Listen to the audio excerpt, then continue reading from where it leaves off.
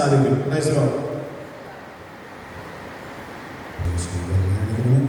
സ്വയകരണിയായിരിക്കണമേ, സ്വയകരണിയായിരിക്കണം. പ്രോത്സാഹനം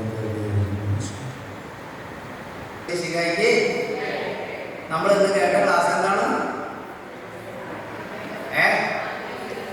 ആന്തരിക സൗഖ്യം. ആന്തരിക സൗഖ്യം എന്ന് പറഞ്ഞാല് ആന്തരിക മുറിവുണ്ടെങ്കിൽ ആന്തരിക സൗഖ്യം ഉണ്ടാവുകയുള്ളൂ. ആന്തരിക മുറിവ് എന്ന് പറഞ്ഞാൽ എന്താണ്?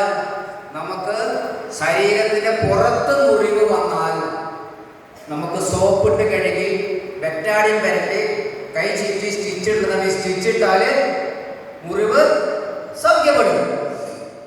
എന്നാൽ അകത്തൊരു മുറിവുണ്ടായാൽ, ഇപ്പൊ ഒരു മനുഷ്യനെ മുറിപ്പെടുത്തണമെങ്കിൽ നമ്മുടെ ഈ സാധനം വിചാരിച്ച സാധനം നാവ്. അപ്പൊ എനിക്ക് ഏറ്റ എല്ലാ മുറിവുകളും കർത്താവ് സുഖപ്പെടുത്തിയത് കൊണ്ട് മാത്രമാണ് ഞാൻ ഇന്ന് ഈ സുവിശേഷം പ്രസംഗിക്കുന്നത്. Hallelujah, hallelujah. കർത്താവ് സുഖപ്പെടുത്തിയത് മാത്രമാണ് ഞാൻ ഇന്നിവിടെ സുവിശേഷം പ്രസംഗിക്കാൻ കർത്താവ് എന്നെ തിരഞ്ഞെടുത്തത്. മനസ്സിന് ഏൽക്കുന്ന മുറിവാണ് യഥാർത്ഥത്തിൽ ആന്തരിക മുറിവായിട്ട് വരുന്നത്. ഞാൻ 5ാമത്തെ മകനാണ്.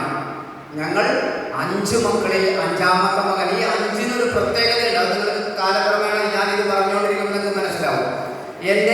എൻ്റെ വീട് ചാലക്കുടി. എൻ്റെ പേര് വീട്ടിൽ വിളിക്കുന്നത് ജോർജ് കുട്ടി. അപ്പൻ്റെ പേര് ഔസേപ്പുട്ടി, അമ്മയുടെ പേര് അന്നക്കുട്ടി. ഞങ്ങൾ 5 മക്കൾ കേട്ടോ. ഞാൻ അൾത്താരമായനായിരുന്നു.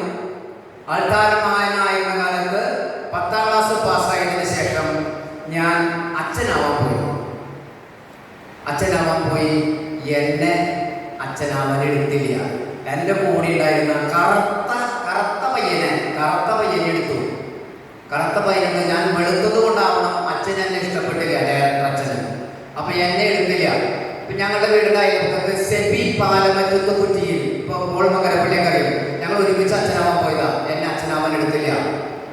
പകരം എന്നോട് പറഞ്ഞു അടുത്ത കൊല്ലം വരാൻ. ഞാൻ പോയില്ല.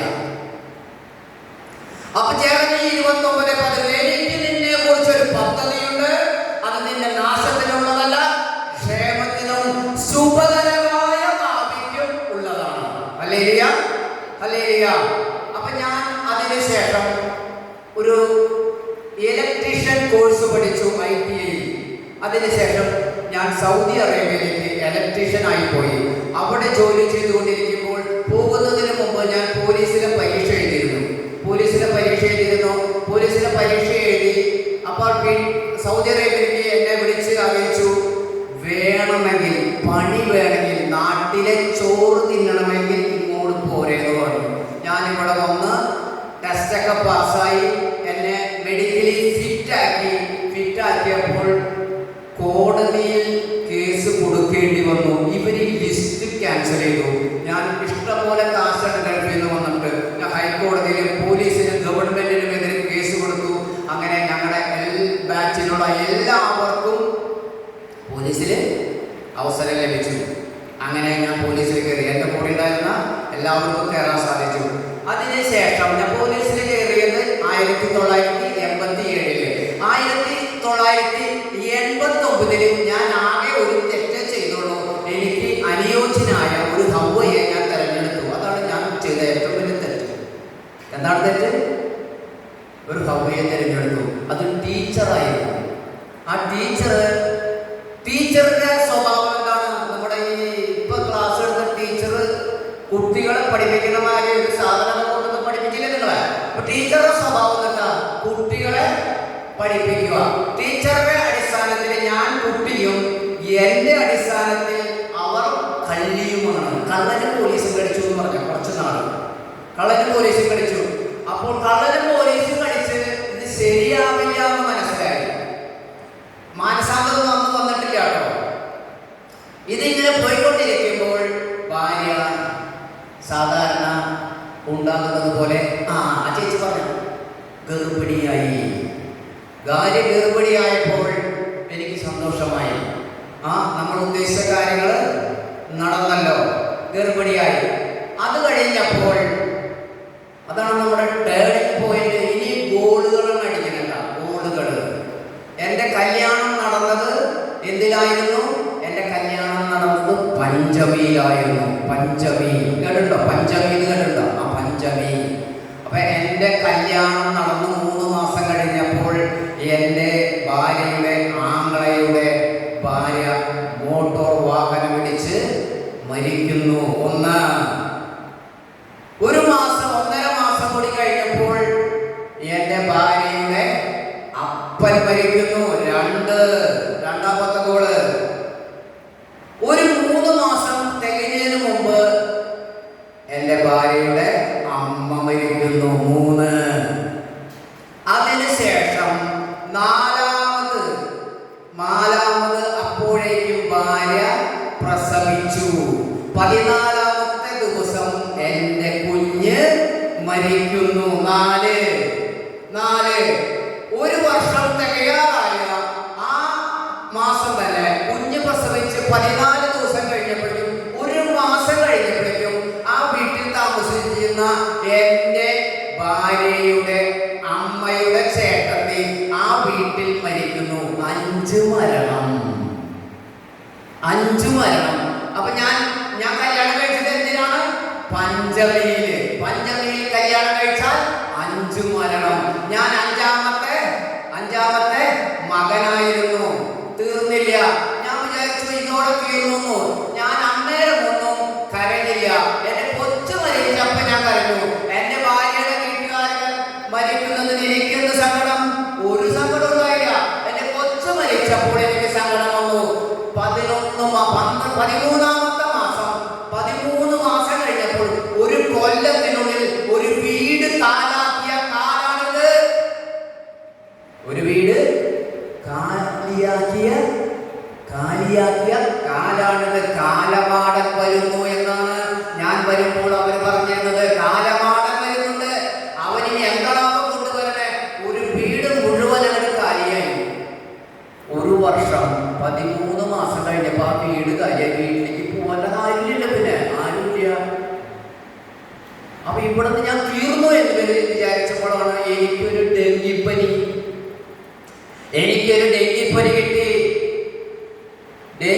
കിട്ടി. ഞാൻ കോട്ടാശ്രമത്തിനടുത്തുള്ള പാലസ് ആസ്പത്രിയിൽ എന്നെ അഡ്മിറ്റ് ചെയ്തിട്ട് പറഞ്ഞു, ഇവിടെ രക്ഷയില്ല, തൻ്റെ കൗണ്ട് കുറഞ്ഞുകൊണ്ടിരിക്കുക.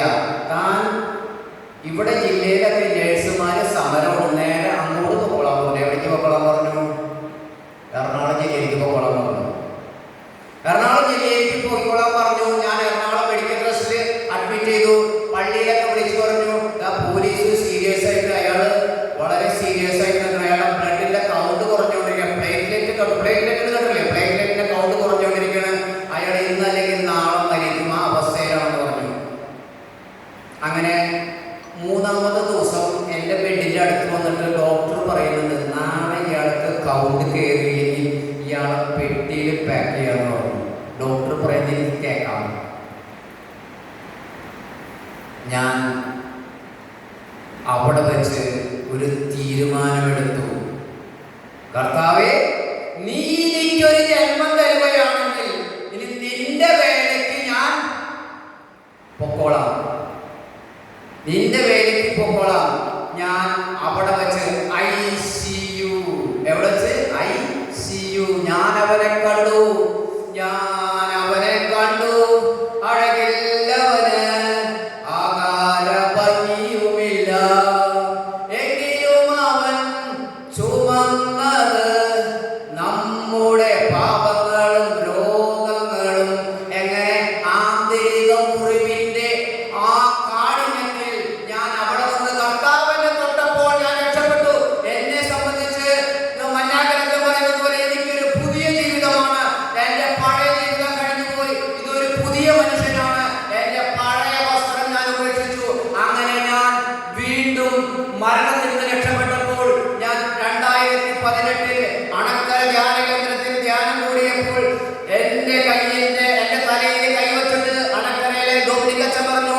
നിനക്ക് വചനം പ്രഘോഷിക്കാനുള്ള വരം തന്നിട്ടുണ്ട്, രോഗശാന്തി വരം തന്നിട്ടുണ്ട്, അഭിഷേകം ചെയ്യാനുള്ള വരം തന്നിട്ടുണ്ട്, നീ അത് ഉപയോഗിക്കണമെന്ന് പറഞ്ഞു. അങ്ങനെ ഞാൻ ദൈവവചന വേലയ്ക്കായി ഇറങ്ങി. കർത്താവ് എന്നെ ഇതു സമയം വരെ നടത്തി. Hallelujah, hallelujah. അതാണ് കർത്താവിന് എന്നെ കുറിച്ചൊരു പദ്ധതിയുണ്ട്. എന്നെ കൊണ്ടുപോയത് എങ്ങനെയാണ്? യെശയ്യാ 48:10. എന്നാൽ വെള്ളി പോലെയല്ല, കഷ്ടതയുടെ ചൂളയിൽ ഞാൻ നിന്നെ ശോധന ചെയ്തു. ഐശ്വര്യയിൽ വെച്ച് ഞാൻ എടുത്ത തീരുമാനത്തിൽ എനിക്ക് ദൈവം രണ്ടാമതൊരു ജന്മം നൽകി.